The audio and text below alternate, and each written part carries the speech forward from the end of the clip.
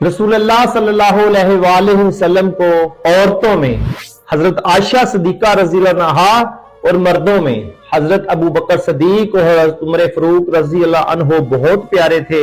یہ میں نہیں، یہ رسول اللہ صلی اللہ علیہ وسلم کی حدیث ہے اور نقل کرنے والے ہیں امام بخاری حصہ دوم صحابہ کے فضائل میں، اور صفحہ نمبر ہے 151۔ یہ میں انٹرنیٹ سے نہیں پڑھ کے سنا رہا، الحمدللہ پرانے ایڈیشن میں یہ بکس ساری میرے پاس موجود ہیں اور باحوالہ بات کروں گا انشاءاللہ جو بھی کروں گا۔ عن عمر بن العاص رضی اللہ عنہ ان نبی صلی اللہ علیہ وسلم بعثہ علی جیسی ذات الثلاث قال فاتیتہ فقلت ای الناس احب علیک قال عائشہ فقلت من الرجال فقال ابوہ فقلت ثم من قال ثم عمر بن الخطاب فعد رجالا، یعنی کہ عمر بن عاص رضی اللہ عنہ سے روایت ہے کہ نبی صلی اللہ علیہ وسلم نے ان کو غزوہ ذات السلاسل میں فوج کا افسر بنا کر بھیجا۔